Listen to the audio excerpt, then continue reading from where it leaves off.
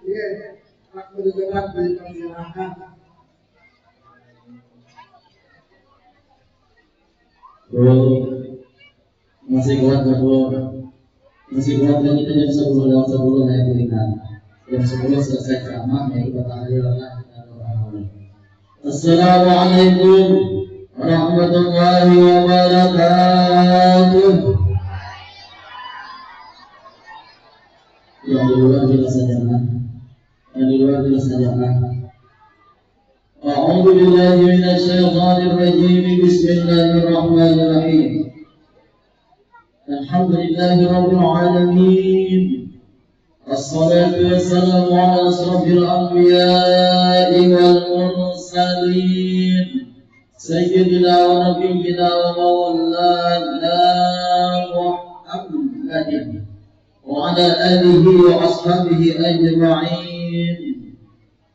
Qalu subhanaka la ilma lana illa ma 'allamtana innaka antal 'alimul hakim. Qala Allahu ta'ala fi kitabihil karim subhanalladzi asra bi'amrihi laylan minal masjidil haram ilal masjidil aqsa alladzi barakna hawlahu linuriyahu min ayatina innahu huwas sami'ul basir.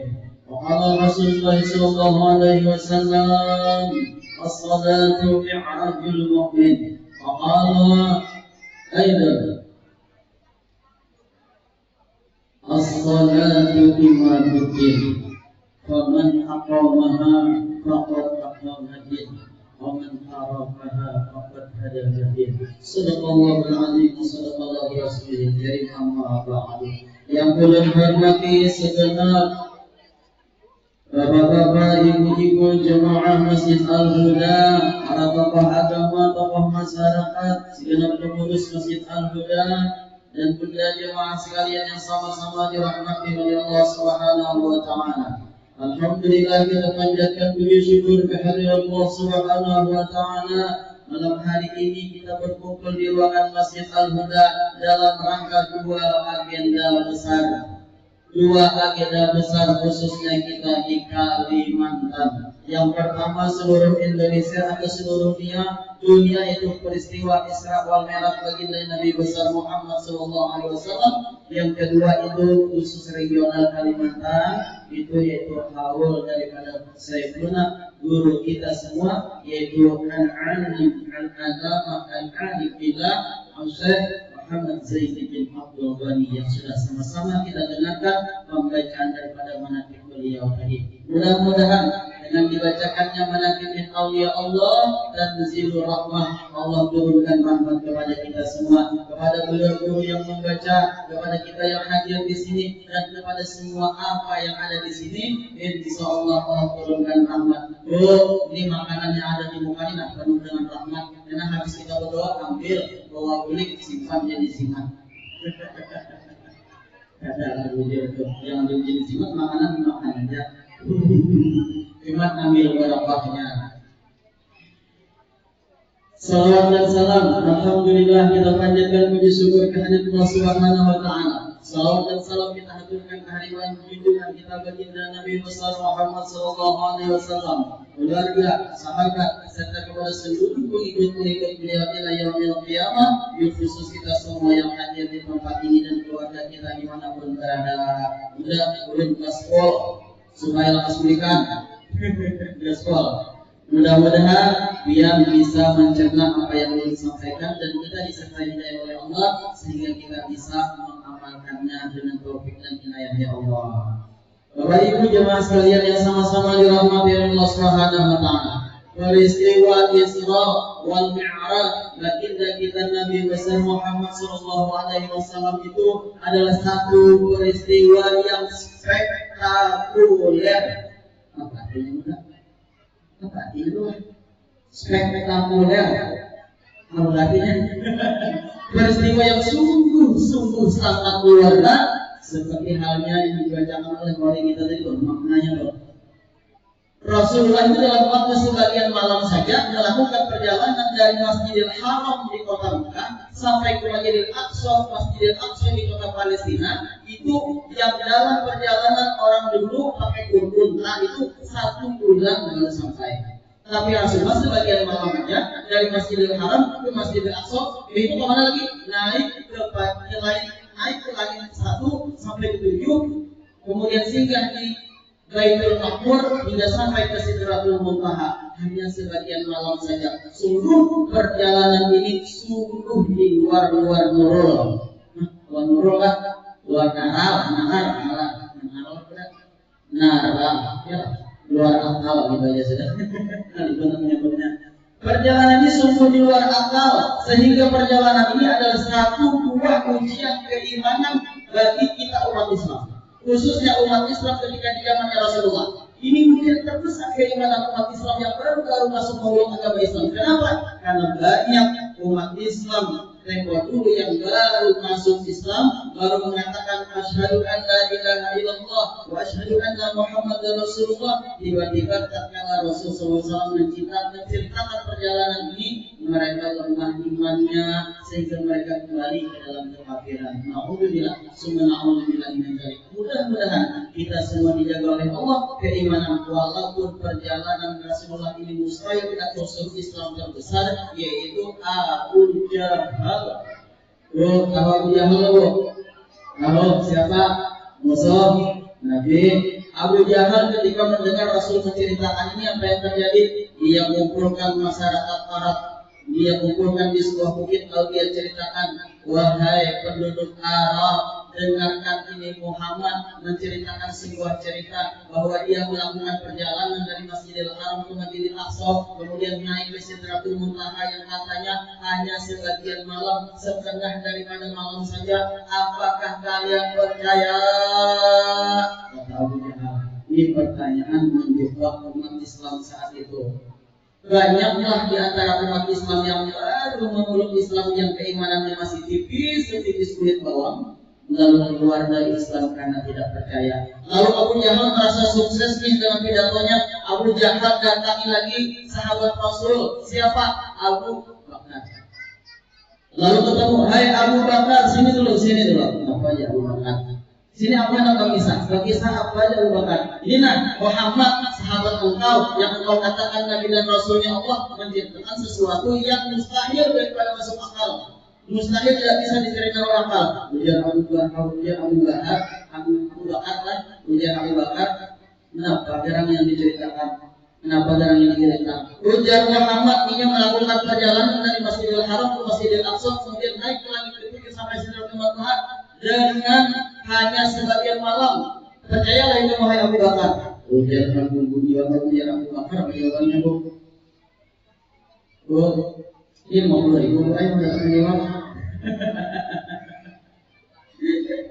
Ujar Abu Bakar, wahai Abu Jahal, ketahuilah apabila Muhammad yang berkata lebih mustahil dari itu pun aku tetap percaya. Seandainya Muhammad berkata lebih daripada itu tidak masuk akalnya, tetap aku percaya, kata Abu Bakar. Inilah sebab salah satu Abu Bakar diberi gelar Abu Bakar Siddiq, yang senantiasa membenarkan daripada perkataan Rasulullah Muhammad SAW.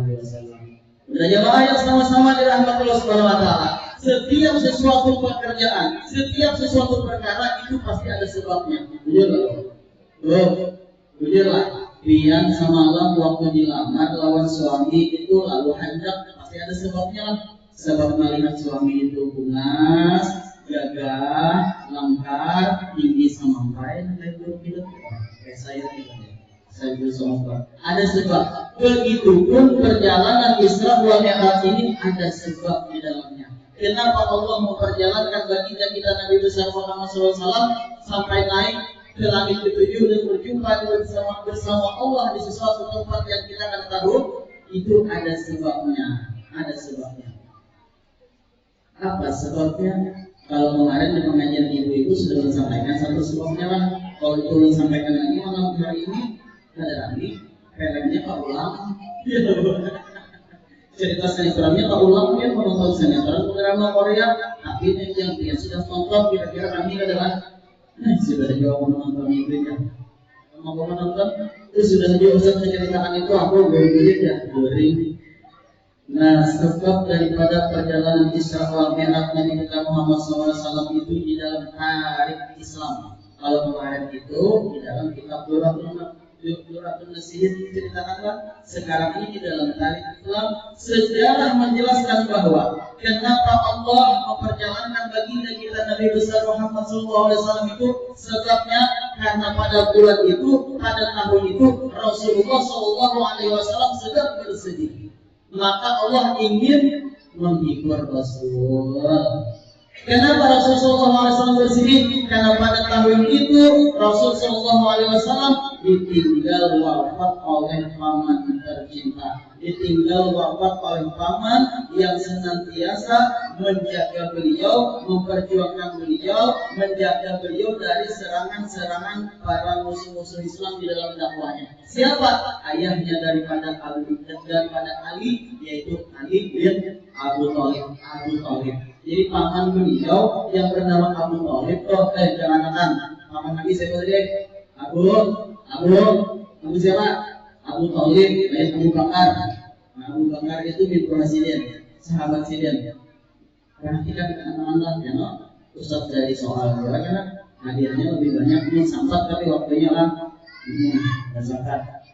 Karena saat itu ternyata Rasulullah SAW ditinggal oleh seorang pamannya yang beliau paman ini menjaga perjuangan beliau dari serangan kafir Quraisy, dari serangan musuh-musuh Islam. Allah panggil pada tahun itu. Pertama, sehingga Rasulullah di dalam dakwahnya banyak dilecehkan oleh musuh-musuh Islam. Sampai-sampai Rasulullah ketika itu hendak tahan lagi di kota Madinah karena ditekan oleh bangsa kafir Quraisy, maka Taif, tapi di Taif tidak diterima. Bahkan Rasulullah SAW mengalami sebuah penganiayaan di Taif. Pertama. Lalu yang kedua, Rasulullah SAW pada saat itu ditinggal oleh istri yang tercinta, yaitu istri pertamanya. Siapa? Bunda Sayyidatina Khadijatul Kubra.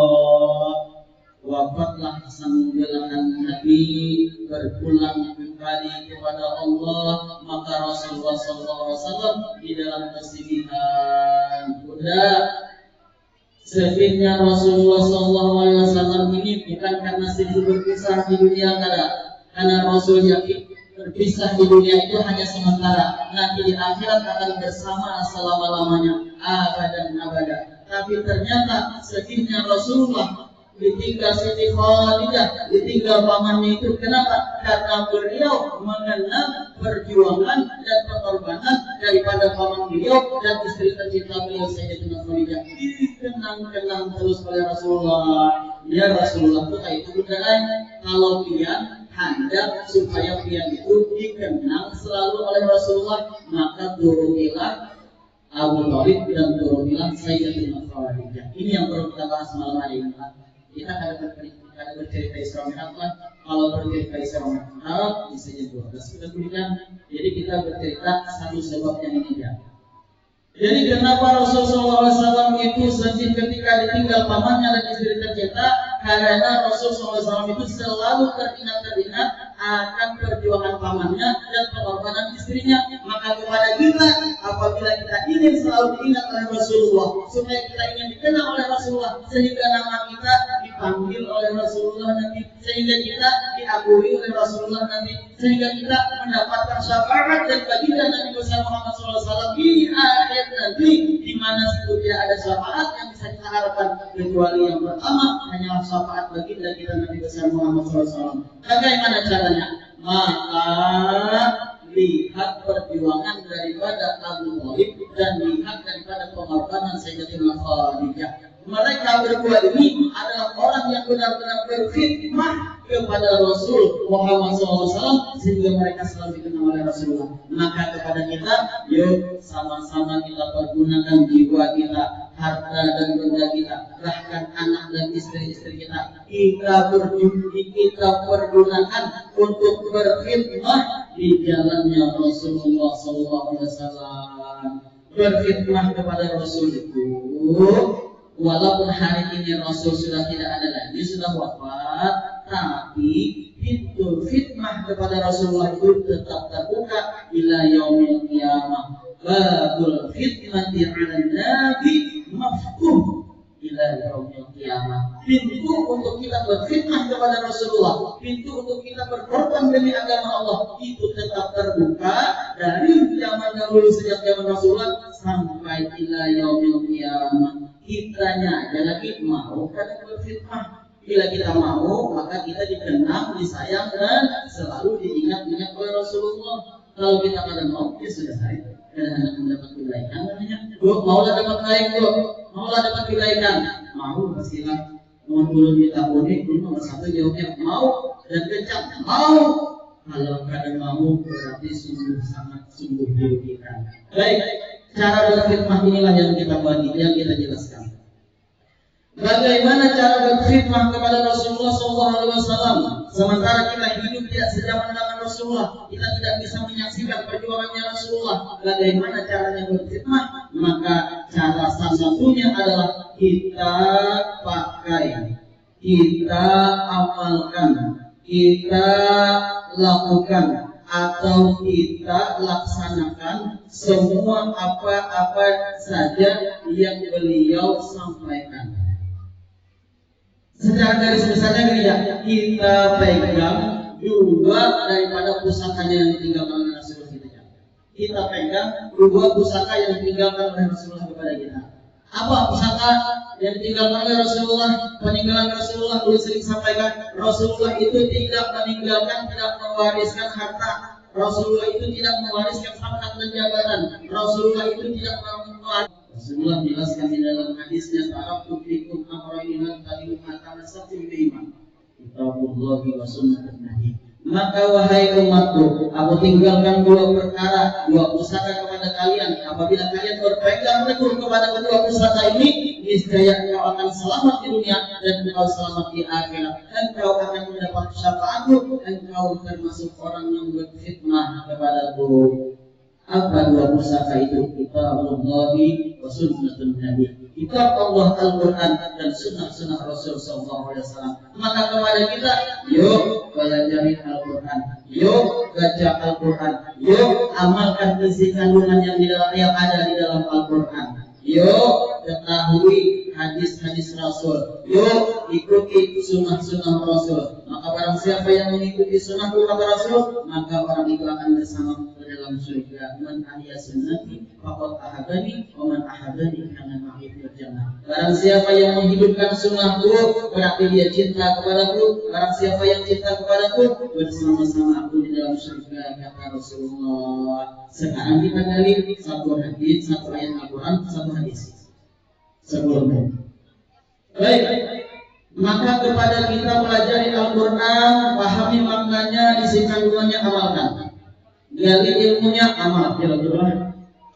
Kaji ilmunya, amal. Jangan gali ilmu, kaji ilmu, gali ilmu, kaji ilmu.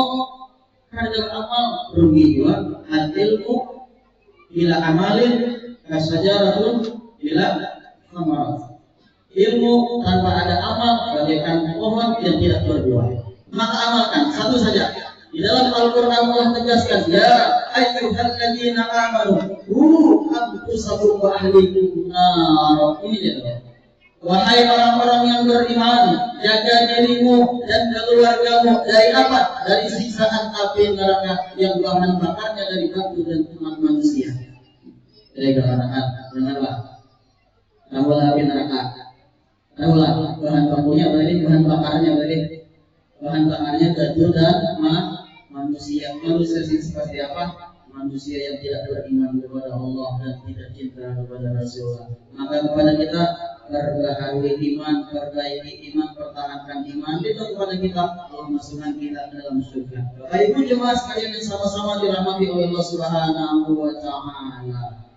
Jadi kalau kita hendak jauh daripada api neraka, jangan ulangi kan ayatnya, jaga dirimu dan keluargamu dari api neraka. Maka rumah tangga kita itu kita usahakan supaya jangan dekat dengan neraka, jauh dari neraka. Maka balikannya nih benar. Maka kepada kita Bapak Ibu sekalian, jadikanlah rumah tangga itu menjadi surga-surga kecil di dalam keluarga kita. Kalau rumah tangga kita itu menjadi surga kecil di dalam keluarga kita, otomatis kita jauh daripada api neraka. Maka kita sudah mengamalkan satu firman Allah Subhanahu wa taala. Apa bahasanya tuh? Baiti jannati. Bagaimana caranya? Baiti jannati itu bukan rumah tangga yang di situ banyak perabotan yang mewah, bukan. Bukan sebuah rumah yang besar, bukan rumah yang di situ ada mobil yang mengkilat. Ibu apalagi uang yang berlipat-lipat, bahkan istrinya satu dia mulai ada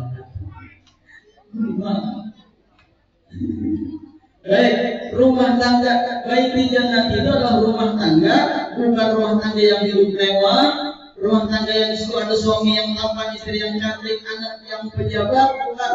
Tapi rumah tangga yang disebut dengan baik di jannah itu adalah rumah tangga yang disitu hidup amalan-amalan agama. Rumah tangga yang disitu terdengar lantunan ayat suci Al-Quran. Rumah tangga yang disitu terdengar salawat kepada Nabi kita Muhammad SAW. Rumah tangga disitu yang ada ta'lim. Ibu mengajari anaknya, bapak menasihati istrinya, bapak menafkahi anak dan istri-istrinya. Ibu mendidik kepada anak-anaknya. Al-Umi Madrasatul Ula. Ibu itu adalah madrasah pertama bagi seorang anak-anaknya. Bapak punya kewajiban untuk menafkahi anak dan istrinya. Maka Bu perhatikan ini Bu, kalau ibu itu adalah madrasah pertama bagi anak-anak, maka seorang ibu itu harus bisa menjadi contoh yang baik. Jangan di rumah itu anak bingung, hendak mencontoh siapa bingung, datang ke wadah abah main game, datang ke wadah mama nonton drama Korea, datang ke wadah kakaknya ke TikTokan, datang ke wadah abangnya mabar. Apa itu mabar? Main bareng. Ya, kalau anaknya bingung, apa yang hendak dicontoh? Maka tadi ibu sebagai pendidik, sebagai madrasah bagi seorang anak, jangan yang seperti itu yang tidak baik. Maka contoh seorang ibu yang baik apa? Ibu yang baik yang mampu menjadi pendidik bagi anak-anaknya. Anak datang ke rumah, anak di mana ikan dapat rambutan selanjung? Bisa sama ayo mau mutik tadi. Banyak lagi sisanya, banyaknya ayo kita mau mutikan lagi. Nah bahaya nih. Sementara itu rambutan tahu rambutan siapa? Ibu yang benar ya Pak. Nah, di mana engkau dapat rambutan? Rumah gue mau mutik, ada pohonnya di pinggir jalan. Itu bukan hak kita nak. Ayo kembalikan. Kita sudah makan kalau sudah makan. Sini nak. Dan kami anak ditarik, dikuacek motornya disupai dia muntahkan yang dimakan tadi. Kenapa? Karena ada halal. Bawa lagi anaknya datang kepada yang ambil pohon rambutan. Oh, maunya Allah. Mohon maaf namanya Allah dan anak Allah tadi memutik rambutan kalian. Minta halal minta redor ini rambutannya selanjung di bawahnya kulit. Mohon selanjung lah. Mau Allahnya bingung hendak membariakan kebiasaan selanjung. Akhirnya apa? Allah ini ada bisikan malaikat, bisikan setan, kejar malaikat, ambil apa itu ampun kita, kejar setan, ambil apa ampun kita, kejar malaikat bahayakan. Jadi kasihannya sama rambutan. Ini mana rambutan ambil? Ya, naik baru doa. Akhirnya menang bisikan malaikat, ya Allah, oh menyetirau. Ini ada jawaban kalau dengan dirau sini, ambil rambutan ke bawah kulit, bagi-baginya di rumah. Pahalanya dasar rumah dan abahku. Itu ibu yang baik. Jangan disuruh memutik lagi, besok sama melewati itu bingung. Bisa lah. Ibu adalah pendidik di dalam rumah tangga. Bro, giliran bapak lagi. Bapak juga punya kewajiban bahwasanya hal keadaan seorang suami itu harus bertanggung jawab. Hal keadaan seorang suami itu harus berbuat baik kepada anak-anak dan istrinya. Kalau ingin mencontoh Rasulullah, kata Rasulullah, khairukum li ahli wa ana khairukum li ahli. Kata Rasulullah, wahai umatku, berbaik-baiklah engkau dengan keluargamu, berbaik-baiklah engkau dengan anak dan istrimu. Sesungguhnya aku selalu berbuat baik kepada keluargaku, kata Rasulullah. Jadi kalau kita bapak-bapak ini hendak mencontoh daripada Rasulullah, yuk berbuat baik selalu untuk anak-anak dan istri kita. Bu, kami bapak-bapak ini mulai lawan Tuhan istri itu sebenarnya sayang benar, sayang cinta benar. Namun kada sayang kada cinta kan mungkin ada anak-anak lahir. Cuman kami minta bu Tuhan pian itu Pak Asian gitu ya. Pak Asian itu apa Pak? Menurut taat kepada suami. Ya seorang istri itu kuncinya supaya rumah tangga langgeng itu taatnya. Kalau seorang istri sudah ada taatnya bahaya. Seorang istri sudah ada taat bahaya. Apalagi mohon maaf seorang istri wanita dan laki. Nauzubillah. Seorang istri yang berani sama suaminya kada bakalan mencium bau surga. Begitu juga sambil marah itu untuk membenarkan karena pian barangkali perjalanan jalan yang lurus itu menjauhkan diri sedikit, lalu diluruskan, lalu dimarahi, bahasanya marah, mulutnya dimarah, tapi hatinya tetap sayang. Jadi sekali lagi kepada bunda sekalian ini, yuk taati suami pian. Ulun sering berkata lawan istri ulun itu, walaupun dia ulun laki itu ikam pandang salah, jangan ditangkari dulu, diingatkan dulu. Menghadap dia berdoa kepada Allah supaya laki itu dibimbing oleh Allah di jalan yang lurus. Nah, taat-taat dengan laki, taat dengan laki. Yang suami juga berbaik-baiklah kepada anak-anak dan istri. Jangan sampai ibu-ibu ini menjadi istri yang berani kepada suaminya. Nauzubillah, nauzubillah. Jadi sempat disinggung oleh guru cerita sedikit juga. Belum pernah melihat kejadian. Tapi ini sebagai pelajar menjelang bukan sebut namanya ada cerita ini. Ini ada seorang istri, mudah-mudahan tidak ada yang sama. Lo toko di pasar, lo toko apa ya? Lo toko baju. 6 lagi, lo toko kacamata di sebelah. Baju lawan kacamata, itu beda harganya pula. Karena suami ini berjualan kacamata, yang ini berjualan baju. Suami ini ada tahu harga baju ini kan tahu. Lalu suami kok, lalu istri berkata kepada saya, oh banyak. Kenapa aja?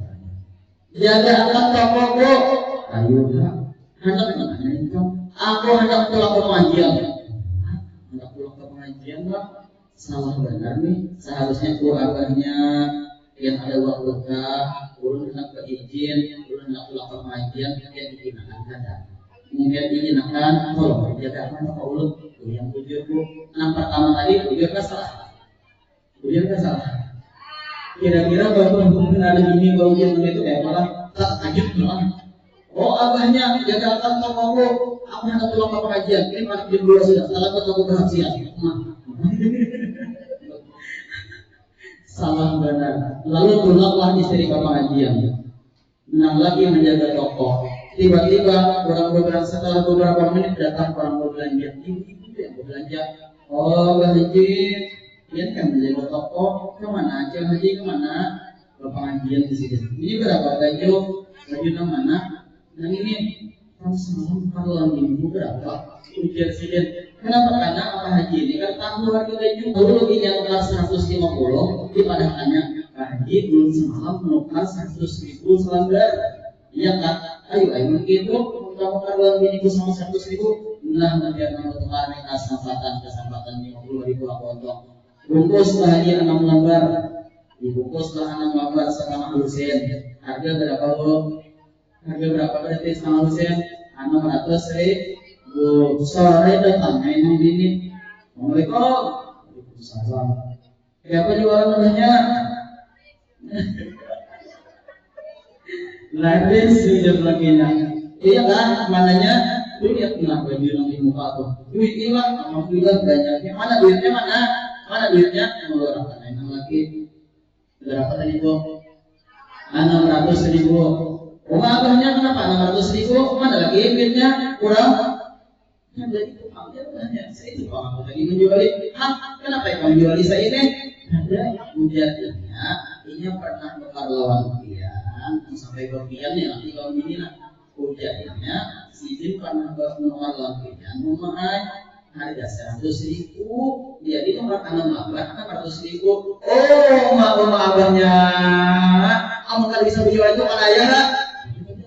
Siapa yang menjual itu siapa? Itu itu harganya 150 ribu, harganya rugi berapa kok? Rugi seperempat juta. Wah, supaya ada jutanya dulu. Nah, ini bisa dicontoh pada kira-kira apa? Nah, harusnya pahamnya kan bisa dicontoh, maka jangan sampai kita yang seperti ini. Ini ibu-ibu sudah sana. Mudah-mudahan belum berdoa setiap ibu yang hadir majelis taklim pasti baik-baik seberapa. Ini nambah lagi, seorang suami itu harus memberikan kasih sayang kepada anaknya, berbaik-baik kepada anak istrinya. Jangan sampai kita selaku orang tua abah ini anak itu sampai takutan benar lawan kita. Anak kasih permainan ke rumah, karena tangan permainan itu hambur-hamburan lah. Apakah mainnya hambur, mulai dulu jadi keparakan mobil-mobilan juga dari kakak sedang meninggalnya. Lalu anak ini kenapa abah datang ke jalan? Artinya abah ini ditakutkan lawan anak-anak. Berarti abah ini galak benar lah, menyarikan benar lawan pemukulan-pemukulannya kira-kira sampai-sampai anak yang sedang asyik-asyiknya bermain dengan saudaranya di rumah mendapat batuk abahnya dia takutan lalu bersifat tutup dua rumah jadi menawuri abah yang anak datang ini yang dipukulnya sipuni biar mamanya pintar benar mamanya kan oleh bersifat rumah biar ini yang usia anak 2 tahun ke bawah nih, alhamdulillah sudah ada posisi rumahnya setiap hari. Bapak Ibu jemaah sekalian bersama-sama dirahmati Allah. Nah, suami yang seperti ini kira-kira baik apa kada baik? Baik apa kada baik? Ini bisa apa namanya nyarikan? Akmal mana nih? Baik, Bapak Ibu jemaah sekalian dirahmati Allah Subhanahu wa taala. Kalau kita ingin menjadikan baik di Nabi, maka perbaikilah diri kita supaya menjadi contoh kepada anak-anak kita. Bapak Ibu jemaah sekalian yang disenangi dirahmati Allah Subhanahu wa taala. Terakhir, bagi anak-anak yang sudah remaja, terakhir harus adil. Ibu-ibu sudah, kami bapak-bapak sudah, anak-anak pulang anak-anak nih. Bagi seorang anak, mabar